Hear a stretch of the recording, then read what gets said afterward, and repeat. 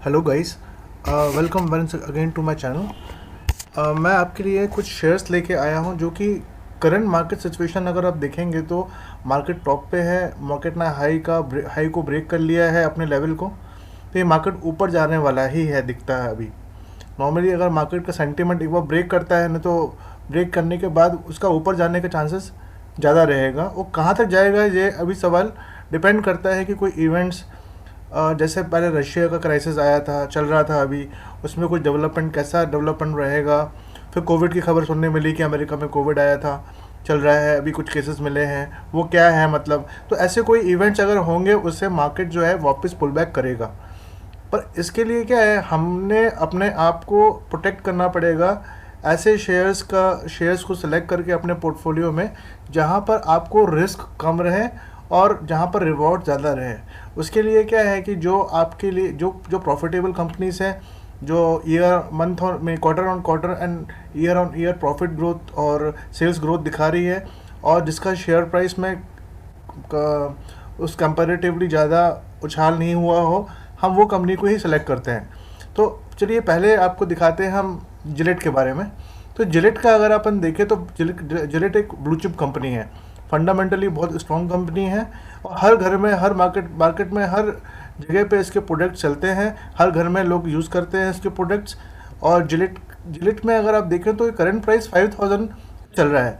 अगर आप लास्ट मेरा वीडियो देखेंगे, सुनेंगे, जब मैंने वेस्ट कोस्ट के बारे में डिस्कस कर रहा था, पेपर मिल्स के बारे में, तो मैंने उसमें जिक्र किया था कि जिलेट पे काफ़ी अपॉर्चुनिटीज़ दिख रही है। तब वो शेयर प्राइस जो है, तब वो नीचे था, तब वो शेयर प्राइस था करीबन 4500 पे। आज वो 5000 पे पहुंच गया है और ये ऊपर जाने वाला है। वो आपको बताता हूँ क्यों।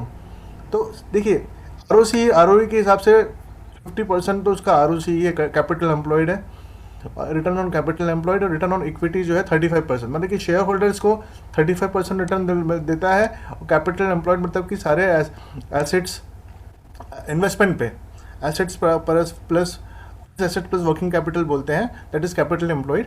उस पर आपको 50% रिटर्न मिल रहा है कंपनी को। अगर इसी तरीके से अगर देखें तो डेप्ट बिल्कुल जीरो है, इसका करंट रेशियो 1.44 है, जो कि ओके है, रीजनेबल है। ग्राम नंबर के हिसाब से अंडर वैल्यूड है, सही दाम पे मिल रही है। पित्रोती स्कोर जो है 5 है, मतलब कि 10 में से 5 पॉइंट्स इनको दिए हुए हैं, जो कि वो रीजनेबल है, means this no problem. Stock का पी 4950 है। जो ये इन हाई जो ब्लू चिप कंपनियाँ हैं, जो लाइक हिंदुस्तान यूनिलीवर वगैरह, इन सब के अगर आप देखेंगे तो सेम रेंज पे ही मिलता है आपको। इसका स्टॉक का पी, और पी जो है रिवाइज हो जाता है। प्रॉफिट ग्रो करेगा तो डेफिनेटली ये पी कम होता रहेगा, क्योंकि आपका करंट प्राइस अगर सेम रहेगा तो, अगर करंट प्राइस बढ़ रहा है तो पी फर्दर ऊपर जाएगा। पर पी इज़ नॉट, जिससे अपन देख सकते हैं कि पी कंपनी का जो है पूरी तरीके से कि आप कंपनी को लेने के लिए है कि नहीं लेने के लिए। हमको ये चार्ट देखिए पहले। चार्ट में ये कंपनी ऑलरेडी 8000 पर टच कर चुकी थी, ये कोविड के पहले। ओके, ये कोविड के टाइम की बता रहे हैं बात। कोविड के बाद जब इसमें ड्रास्टिक फॉल आया था, वो 4950 पे लेवल पे आ गई थी। उसके बाद आप आज की डेट में वो पोटेंशियल मिल रहा है 4300 तक, जब वापस चल रही थी कंपनी। तो कंपनी में एक्चुअली इतनी रिकवरी कोविड के बाद से उठी ही नहीं है कभी भी कंपनी। पर इसका रिजल्ट अगर देखते हैं, ये कब की बात हो रही है, मार्च 2019 का रिजल्ट आया होगा। तो उसके बाद क्या हुआ अपन देखते हैं। क्वार्टर ऑन क्वार्टर तो प्रॉफिटेबिलिटी ओके इम्प्रूव हो रही है इसकी, राइट। आपको हर क्वार्टर में प्रॉफिटेबिलिटी, सेल्स इम्प्रूव होते हुए दिख रहा है। प्रॉफिट में अच्छा खासा जंप है, 30% जंप दिखता है यहाँ पर। इसी तरीके से अगर आप ईयर ऑन ईयर देखते हैं तो भी ग्रोथ दिखता है आपको। 2200 से 2400 तक में इसका जो सेल्स का ग्रोथ है। यहाँ पर प्रॉफिट पे भी ग्रोथ दिखता है, ईपीएस में भी ग्रोथ दिख रहा है, बकायदा ग्रोथ आ रहा है। बीच में ये ग्रोथ नहीं था, 95 से 88 हुआ था, तभी जाकर ये सब सेंटिमेंट्स होते हैं मार्केट के। 95 से 88 अगर उसका ईयर एंडिंग हुआ, उसका ईपीएस कम हुआ, तो उसके बाद उसका आपको शेयर प्राइस में आपने जब देखा होगा तो ये आपको कंसोलिडेशन के फेस में दिख रहा था। पर ये ऊपर हुआ, इसका ईपीएस इम्प्रूव हुआ, तो ये ऊपर जाने की कोशिश कर रहा है, तो जाएगा ये ऊपर, ये अपने लेवल को टच कर सकता है। आने वाले कुछ ही समय में। इसी तरीके से अगर अपन बैलेंस शीट भी देख चाहें, इसको देख लेते हैं एक बार। बैलेंस शीट इसकी बहुत स्ट्रांग है, बोरोइंग कुछ भी नहीं है, cash and cash reserve clear इनके पास है बकायदा। कैश एंड कैश इक्विवेलेंट 331 है, ग्रो करते जा रहा है, रिजर्व इनके बढ़ते जा रहे हैं, और एज सच इसमें कुछ खास देखने की बात नहीं है, बैलेंस शीट बहुत क्लियर है। तो ये शेयर, ये कंपनी में अपने को इन्वेस्टमेंट करने के लिए आज के डेट में पैसा रखना सेफ रहेगा, मतलब आप समझ रहे हैं, क्योंकि ये ऑलरेडी कंसोलिडेशन वाले फेस में निकल रही है, गुजरी है। और जब जब इसमें सिंपल है कि जब एक बार 50 जो डेली मूविंग एवरेज क्रॉस किया था 200 को, तो यहाँ पर ही उसके उसके उसने सिग्नल दे दिया था कि जब 50 से 200 को क्रॉस करती है डेली मूविंग एवरेज, वहाँ से ग्रोथ जो है आना शुरू हो जाता है। वो यहाँ पर भी बीट हुआ, पर आपको यहाँ का ग्रोथ देखने मिलेगा। दूसरी कंपनी है हिंदुस्तान एरोनॉटिक।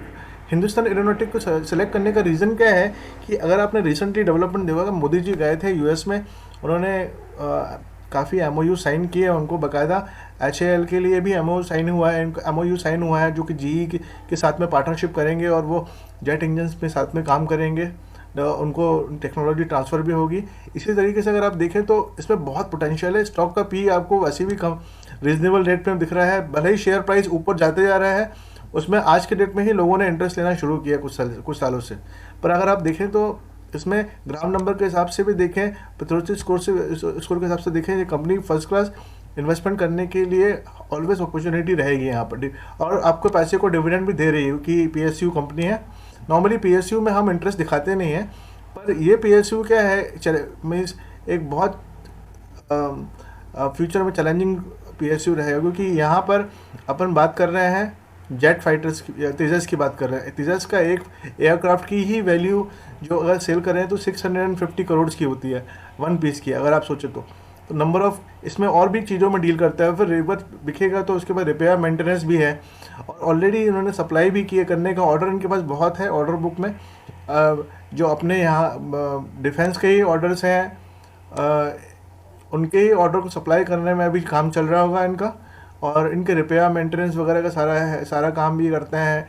उनके पास चाहे वो हेलीकॉप्टर्स हो गए, चाहे वो उनके ड्रोन्स हो गए, ड्रोन में भी ये काम करते हैं। तो मल्टीपल चीज़ें हैं इनके पास। ईयर क्वार्टर ऑन क्वार्टर तो सेल्स ग्रोथ आपको दिख ही रही है, प्रॉफिट ग्रोथ भी दिख रही है आपको। देखेंगे तो ईयर ऑन ईयर भी काफ़ी अच्छा जंप है ईपीएस में, ईपीएस भी इम्प्रूव हो रहा है, सेल्स भी ग्रो कर रही है, और सेल्स तो ग्रो कर ही गई अभी। 650 का वन फाइटर प्लेन है, आप सोच सकते हैं। तो सेल्स मैंने आप सोच 26,000 करोड़ की जो सेल्स है, ये काफ़ी ऊपर जाने वाली है। देखेंगे तो अगर सेल बढ़ेगा तो डेफिनेटली प्रॉफिट भी बढ़ेगा उसके साथ में। उसके बाद अगर अपन देखेंगे तो प्रोमोटर्स में गवर्नमेंट ऑफ इंडिया ही है, प्रेसिडेंट ऑफ इंडिया।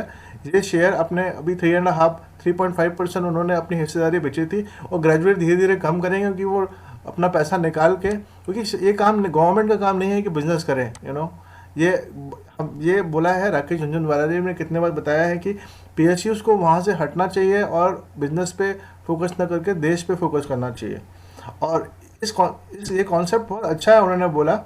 तो इसमें क्या है कि जिस भी कंपनीज में नॉर्मली पीएसयू का इंटरेस्ट रहता है या प्रेसिडेंट का इन्वॉल्वमेंट रहता है, वो शेयर में कभी भी दिखेंगे high dividend yielding share companies होती हैं। एक बार ये डिविडेंड बढ़ता है, लो डिविडेंड के बढ़ने के पहले, रिकॉर्ड डेट के पहले लोग इन्वेस्टेड रहते हैं। जैसे ही रिकॉर्ड डेट कंप्लीट हो जाती है, तुरंत पैसा निकाल के उन्होंने अपना तुरंत यहाँ से वहाँ पैसा लगाना शुरू कर देते हैं। उनको उनका डिविडेंड का शेयर मिल जाता है क्वार्टरली बेसिस पे। ये डिविडेंड इन्वेस्टिंग जो भी करते हैं, पर शेयर प्राइस भी गिर जाता है, उसमें बहुत एक्टिव होना पड़ता है। तो इसमें आप देखेंगे तो एफआईआई जो है फॉरेन इन्वेस्टर्स हैं, चाहे वो डोमेस्टिक इन्वेस्टर्स हो गए। डोमेस्टिक को बताया था मैंने कि फॉरेन इन्वेस्टर में क्या है, म्यूचुअल फंड हाउसेस रहते हैं, और डोमेस्टिक में क्या होता है कि domestic Indian mutual fund houses होते हैं, जो कि बहुत स्क्रूटनी के बाद, काफ़ी सारी चीज़ें फॉलो करने के बाद इन्वेस्टमेंट करते हैं। तो ये लोग तो अपना इन्वेस्टमेंट बढ़ा रहे हैं। इसके लिए हमको सोचना चाहिए, ये शेयर प्राइस ऊपर जाने वाले ट्रेंड में ही है, और ये लगता नहीं है कि नीचे कहीं से आने वाला है शेयर, और बहुत स्टेबिलिटी से ही ऊपर जा रहा है। अगर आप देखेंगे भी तो 3 साल में भी देखेंगे तो ऐसा कोई सडन जंप नहीं है, जो एक ही बार देखा था जंप यहाँ पर आया था, पर ये स्टेबिलिटी में जा रहा है। इनका पीई भी रीजनेबल है, देखने वाली कंपनी है। बंधन बैंक में काफ़ी अपॉर्चुनिटीज़ है, क्योंकि बंधन बैंक में इशू आया था। स्टॉक का पीई देखिए 70 है, जो कि ओके है, रिजनेबल है। ग्राम नंबर के हिसाब से ओके, खास पित्रोती स्कोर स्कोर के हिसाब से भी ओके, एवरेज है। ये सब एवरेज रेटिंग आ रहा है। हमको देखना है मेन चीज़ कि इसका चार्ट देखिए, ये शेयर प्राइस अपने हाईएस्ट उसने 700 टच किया था जब 700 पे चल रहा था। आज के डेट में वो शेयर प्राइस आपको 240 पे आ रहा है। पर ये सडनली इतना नीचे गिरने का रीज़न क्या था 2020 में? वो मेजर रीज़न था कि जो इनका अगर आप देखें 2020 में 21 सितंबर 21 इसी यहाँ पर इनका फाइनेंसिंग प्रॉफिट से नेगेटिव या लॉसेस आ रहे चल रहे थे यहाँ पर, ठीक है। उसके बाद अगर आप देखें तो इनका एनपीएस थे वो हाईएस्ट एवर चल रहे थे, 8 10। तो सफाई, एक टाइम था जब येस बैंक का भी जब प्रॉब्लम हुआ था, उसके बाद काफ़ी फोकस था पीएसयू बैंकों के ऊपर और सारे बैंकों के ऊपर कि सारे अपने लोन बुक्स को प्रॉपरली चेक करें, और जहाँ पर भी ऑडिटर को लगता था कि भाई पैसा नहीं आएगा तो उसका प्रोविज़न क्रिएट करें बुक्स के अंदर, ताकि वो बुक्स क्लीन हो। तो ये करते करते करते करते काफ़ी लंबे समय तक चलता रहा है, लगता है पिछले 4 5 6 7 क्वार्टर में चला है, 8 क्वार्टर में चला है। इससे इस चक्कर में रेगुलर कंसोलिडेशन दिखता रहा और शेयर प्राइस हमेशा नीचे ही बना रहा। अगर अपन आगे देखें तो अगर आप मार्च की बुक देखें, मार्च में अगर आप पीएनएल देखें तो ग्रॉस एनपीए जो है काफ़ी रिजनेबली 4.87 तक लेके आ गए हैं। साथ में फाइनेंसिंग प्रॉफिट भी आ गया है यहाँ पर। तो एक बार फाइनेंसिंग प्रॉफिट आ गया, उसके अलावा अदर इनकम जो होती है, कमीशन वगैरह जो भी इनको इनकम होती है वो अदर इनकम में जाती है बैंक की, तो इसके प्रॉफिट जो है वापस इसके रेंज पे आना शुरू हो गया है 2020 के। तो ये डेफिनेट है कि ये शेयर प्राइस ये नीचे तो ये कंसोलिडेशन फेज पर चल रहा है और कंसोलिडेट नहीं करेगा। 2050 का डेली मूविंग एवरेज जो है ऑब्वियसली 200 डेज मूविंग एवरेज को क्रॉस कर रहा है। मतलब कि ये आज के डेट में इन्वेस्टमेंट के लिए बहुत अच्छी कंपनी है, पैसा डूबेगा नहीं, मार्केट चाहे कितना भी ऊपर चला गया है, ये प्राइस ऊपर बढ़ा नहीं है अभी तक का, ये दिखने वाली कंपनी है। इसमें अगर आप देखें तो एफआईएस ने काफ़ी पैसा लगा के रखा हुआ है, डीआईएस भी रेगुलर पैसा बढ़ा रहे हैं। देखिए करंटली अगर देखेंगे तो डीआईआई ने मार्च में ऑब्वियसली उन्होंने अपना स्टेक बढ़ाया है, मतलब देयर इज अ सिग्नल यहाँ पर उनको भी लग रहा है कि ये शेयर प्राइस ऊपर जाने के रेंज में आ रहा है, ठीक है। तो ये आप कंपनी देख सकते हैं रडार के ऊपर। दूसरी है धर्मा बायो ऑर्गेनिक। ये धर्मापुर शुगर जो है, धामपुर शुगर जो है, धामपुर शुगर से की सब उन्होंने जब अपने क्या बोलते हैं कि जब शेयर्स जब डीमर्जर किया धर्मापुर शुगर मिल को, उन्होंने ये धर्मापुर बायो ऑर्गेनिक जो है उन्होंने अलग कर दिया है। तो इस सेगमेंट में क्या होता था इनके पोर्टफोलियो में, प्रोडक्ट प्रोफाइल में क्या है, शुगर है, बायोफ्यूल है, रिन्यूएबल एनर्जी है, डोमेस्टिक स्पिरिट है। तो उन्होंने जो अलाइड एक्टिविटीज़ होती हैं उसको अलग कर दिया। इसमें क्या है कि उनकी ट्रांसपेरेंसी आपको ये इसमें रिजल्ट क्लियर दिखेगा। और उसमें अगर आप देखें तो शेयर प्राइस जो है आपको रीजनेबल अभी ही ये हुआ है। लास्ट आई थिंक अगर 3 साल का चार्ट भी देखेंगे तो आपको मालूम पड़ जाएगा एग्जैक्टली ये हुआ है सितंबर 2022 में। तो ये साल भर के अंदर की बात है जब आपको ये, और जब ये हुआ था तब शेयर प्राइस कितना था, 164 पे शेयर प्राइस था। आज की डेट में कितना है, 171। कुछ भी चेंजेस नहीं हुआ, ठीक है। अगर अपन देखें रिजल्ट में देखें तो रिजल्ट में आप जून सितंबर 2022 से मार्च 2023 में रिजल्ट देखेंगे तो आपको कितना अच्छा खासा जंप दिखता है। इसी 500 से बढ़ के 800 तक इनकी रेवेन्यू गई है। प्रॉफिट में ज़बरदस्त इंक्रीमेंट दिख रहा है। अब आपका ईपीएस बहुत ज़्यादा मीन्स ईपीएस अगर आप देखें तो 6 फोल्ड बढ़ गया है। शेयर प्राइस आज की डेट में वहीं का वहीं है। इसके अंदर भी अपॉर्चुनिटी दिखती है, कहने का मतलब इसमें आप देख सकते हैं कि ये इससे ज़्यादा नीचे तो जाने वाला नहीं है ये ऑलरेडी रिजल्ट आने के बाद। ओबेरॉय रियल्टी में भी सेम है। ओबेरॉय रियल्टी को मैंने क्यों सिलेक्ट किया, पीई काफ़ी अच्छे रेट पे दिख रहा है, कंपनी आपको दिख रही है। उसके बाद डेप्थ टू इक्विटी जो है डेप्थ बहुत रिजनेबल है, जो 0.5 के नीचे होना चाहिए, डिज़ायरेबल है। करंट रेशियो देखें तो 3.7 है, 3.5 टाइम्स के ऊपर अपना इनके पास लाइबिलिटी को क्लियर कर सकते हैं, करंट लाइबिलिटीज़ को। ईबिडा जो है बहुत अच्छा है, 2398। ईबिडा टू इंटरेस्ट देखेंगे तो इंटरेस्ट को काफ़ी कुछ भी नहीं है इंटरेस्ट का पोर्शन ईबिडा से इनको पे करने के लिए। तो ये कंपनी जो अगर देखें तो इंट्रिंसिक वैल्यू अगर देखें तो 1136, ये कंपनी अपने इंट्रिंसिक वैल्यू के नीचे अंदर चल रही है। उसके बाद अगर अपन चार्ट पे देखेंगे तो चार्ट पैटर्न में पिछले 1 साल का चार्ट देखते हैं तो ये कंसोलिडेशन वाली कंपनी दिख रही है। फिर 3 साल का भी चार्ट देखेंगे तो एज सच इसमें 2021 से 22 23 2 साल से कंसोलिडेशन चल ही रहा है। और 2 साल के से रिजल्ट अगर आप देखें तो रिजल्ट में भी इम्प्रूवमेंट दिखा है। अगर आप देखें तो उसको 21 से मार्च 2 साल के बाद सेल्स इनकी डबल हो गई है। ओके, इसी तरीके से अगर अपन प्रॉफिट देखेंगे तो डबल से ऊपर प्रॉफिट हो चुका है, ईपीएस भी डबल से ऊपर हो चुका है। यहाँ आपका शेयर प्राइस जो है आपको यहाँ पर डबल का इम्पैक्ट नहीं दिखा है अभी तक का। सो ये कंपनी रडार पर रखने वाली है, कंसोलिडेशन कर रही है, रिजल्ट बहुत अच्छा आ रहा है।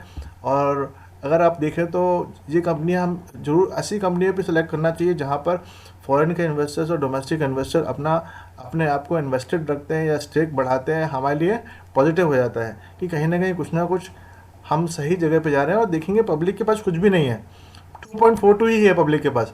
तो मेन माल किसने दबा के रखा हुआ है? फॉरेन वालों ने और डोमेस्टिक वालों ने। प्रमोटर तो रखेंगे अपने पास।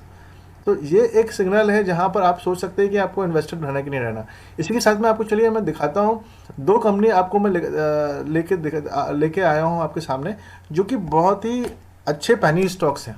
पैनी स्टॉक में इन्वेस्टिंग करना इसलिए है क्योंकि आप देखेंगे तो ये सारी कंपनियां अगर आप स्टडी करें, जो भी कंपनियां हैं ये अपने टाइम पे पैनी स्टॉक ही के जैसे ही स्टार्ट करती हैं वो अपने अपने लाइफ को देखिए। इसमें जब स्टार्ट किया होगा और पहले भी अगर अपन जाए तो अगर ये कंपनी ओके 170 180 ओके, ये पैनी स्टॉक नहीं, पर पैनी जिस हिसाब से ये ग्रो कर रहा है, सेल्स ग्रोथ प्रॉफिट ग्रोथ के हिसाब से, तभी उसमें आपको एक सडनली जंप दिखने मिलता है। और उसमें अगर आप उसके पार्ट नहीं बन पाते हो ना, तो फिर आप हमेशा अपने आप को ये सोचते रहोगे कि भाई मेरे पास ऐसी कंपनी होना चाहिए जहाँ पर स्टार्टिंग में मेरे को इन्वेस्टेड रहूँ और बाद में मेरे को उसका बेनिफिट देखने मिले। मतलब कि आपका भी शेयर प्राइस जो है 10 टाइम्स या 1000 टाइम्स ग्रो कर सके। इसके लिए कम से कम आपको आपके पोर्टफोलियो का 10% पकड़ लीजिए, नॉट मोर देन 10%। 10% आप ऐसे पैनी स्टॉक में हाई रिस्क हाई रिवॉर्ड वाली कंपनी में रख सकते हैं जहां पर आपको खोने का गम ना हो। पर ये कंपनियां ऐसी है कि जहां खोने के चांसेस बहुत कम है। तो पहली चलिए कंपनी मैं आपके सामने लेके आया हूँ, वो है मिष्ठान।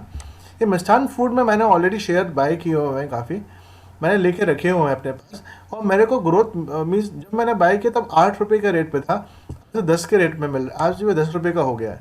तो ये शेयर प्राइस में अगर आप देखें तो ROC इस कंपनी 10 रुपये वाले शेयर के लिए ROE कितना स्ट्रॉन्ग है, 39-46%।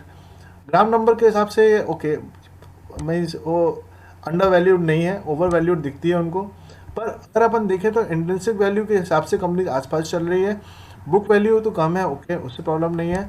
पेट्रोटरी स्कोर जो है 7 है। पेट्रोटरी स्कोर मतलब क्या है कि 10 में से वो 7 उनके जो उनके सिलेक्टेड मापदंड किए हुए हैं उन्होंने कि इस डेट के हिसाब से उन्होंने एक दिया हुआ है, प्रॉफिट के हिसाब से एक दिया हुआ है, सेल्स के हिसाब से एक दिया, ऐसे बहुत सारे उन्होंने इंडिकेटर्स दिए हुए हैं। तो 7 इंडिकेटर्स में आउट ऑफ 10 वो पास होती है, मतलब 7 के हिसाब से 70% सक्सेस है उसका इंडिकेटर्स में। तो ये बहुत पेट्रोल स्कोर के हिसाब से ये कंपनी अच्छे दाम पे आपको मिल रही है। स्टॉक का पी रिजनेबल है क्योंकि मिष्ठान जितनी भी फूड वाली कंपनियां अगर आप देखेंगे तो 80 से 100 का पी जा सकता है, बहुत रिजनेबल है, बहुत नॉर्मली पहुंच सकता है। थोड़ा बहुत कंपनी डिविडेंड देती है। कंपनी का चार्ट देखेंगे तो बीच में सडनली स्पाइक दिखा था, ये मैं तभी पिक कर लिया था। कंपनी की जब स्पाइक था तभी मेरे पास, ये लास्ट ईयर से ही चल रहा है, मैंने लेके रखा हुआ था शेयर।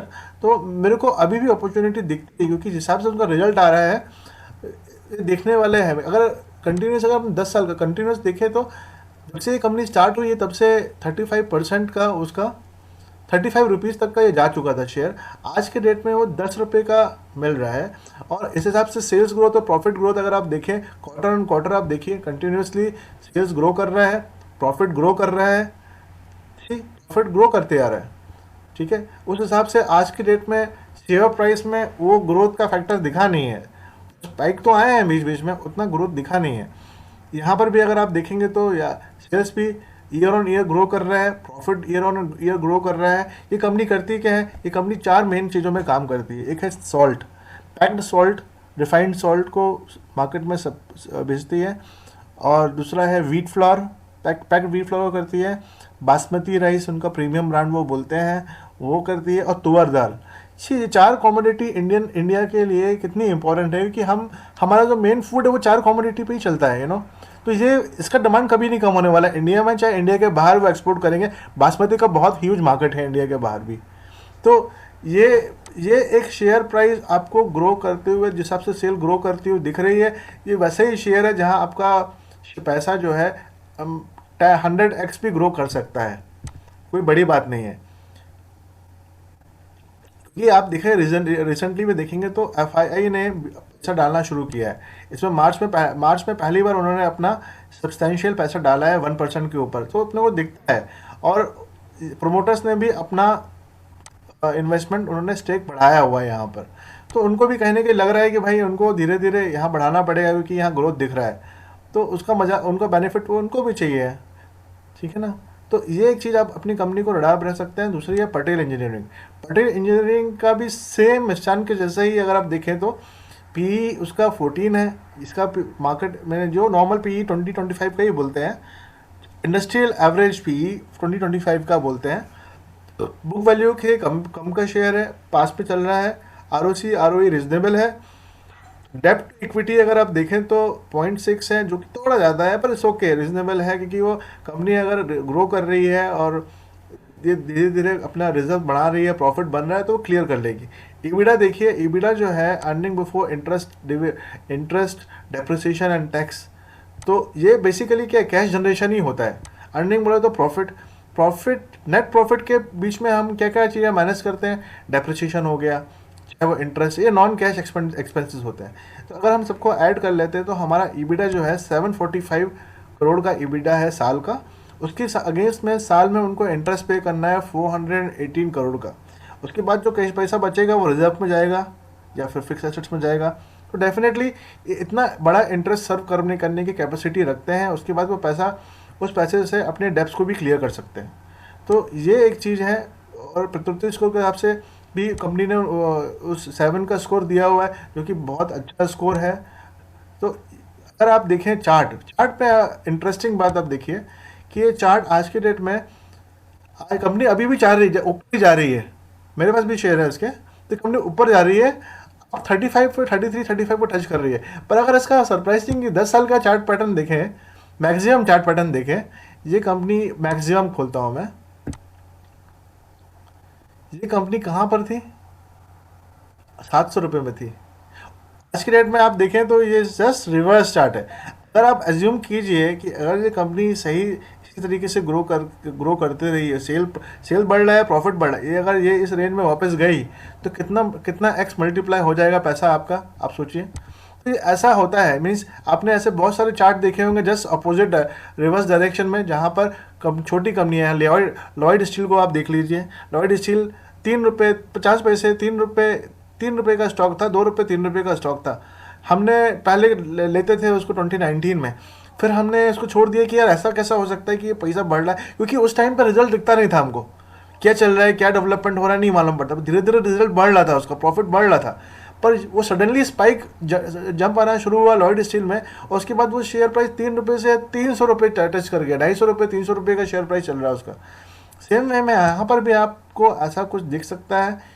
अगर आप उसका सेल्स देखेंगे क्वार्टर ऑन क्वार्टर खासा ग्रो कर रहा है, प्रॉफिट देखेंगे कंटिन्यूस ग्रो कर रहा है, ईपीएस ग्रो कर रहा है यहाँ पर। सेम वे में ईयर ऑन ईयर भी प्रॉफिट ग्रो कर रहा है, ईपीएस ग्रो कर रहा है यहाँ पर, सेल्स भी ग्रो कर रहा है। ये पॉजिटिव साइंस होते हैं सब कंपनी के। अगर कंपनी का सेल हो रहा है ना तो ग्रो कर रहा है।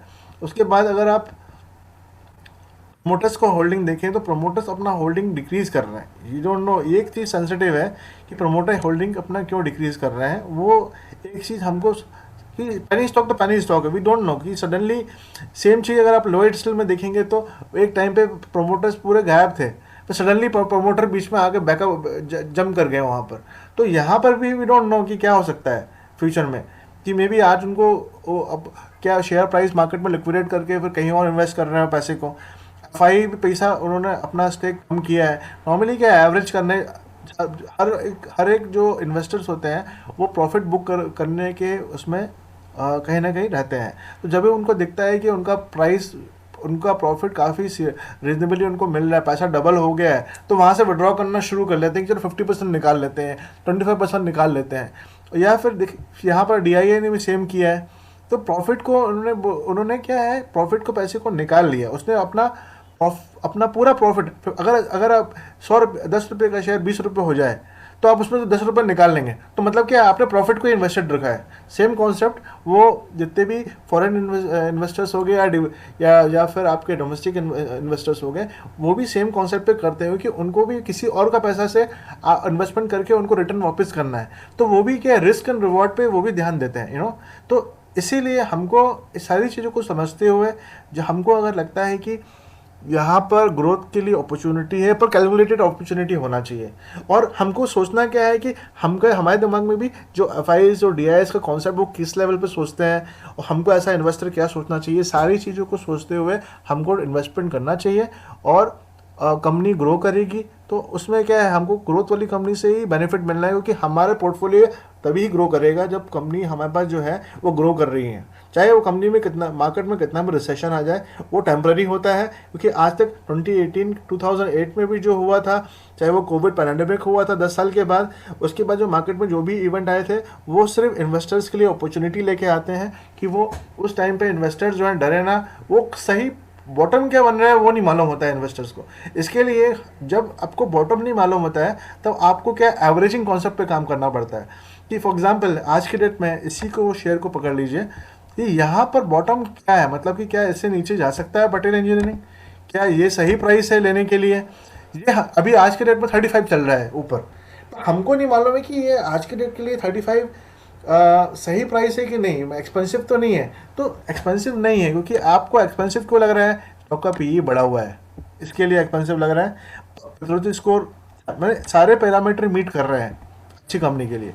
तो अगर प्रॉफिट कंपनी का बढ़ते जा रहा है तो ये PE कम होता रहेगा, और करंट प्राइस बढ़ रहा है तो PE वापस अपनी पोजीशन पे आना शुरू कर देगा। बट इनका PE इज़ वेरी रीजनेबल। इसी तरीके से हमको सारी फंडामेंटल को चेक करना चाहिए। मार्केट चार्ट को भी देख लो कि मैक्सिमम कहाँ तक हिट किया था उसने, उस कंपनी मीन्स ये पब्लिक का इमोशन रहता है कि वो कंपनी ने ऑलरेडी उतना हिट किया था, तो आदमी कॉन्फिडेंट रहता है कि चलो ये कंपनी इतने आसानी से, जब सेल ग्रो कर रहा है, प्रॉफिट ग्रो कर रहा है, तो इतने आसानी से कंपनी जो है वापस इतने नीचे जाने वाली नहीं। तो अच्छा, आशा है कि आपको मेरा वीडियो पसंद आया हो। अगर आपको पसंद आया है तो उसको लाइक कीजिए, सब्सक्राइब कीजिए और अपने फ्रेंड को साथ शेयर कीजिए। और ये सारे के सारे शेयर्स जो आज के डेट के इन्वेस्टिंग के पर्पज़ के लिए मैंने आपको बताया, ये सारे शेयर आपको आने वाले समय में अच्छा रिटर्न दे सकते हैं। मार्केट ऊपर जा रहा है और जो कंपनियां ऊपर भागी नहीं है, अभी भी ग्रोथ अपॉर्चुनिटी बाकी है इसके अंदर, ये आपको आपके पोर्टफोलियो में अच्छा वेटेज देगा और आपके प्रॉफिट को मीन्स 40% प्रॉफिट के लिए अगर आपने सोच के रखा है कि साल में आपको 40% आइडल प्रॉफिट होना चाहिए, तो ये आपकी कंपनी आराम से प्रॉफिट 40% तक तो लेके देगी आपको। Thank you very much.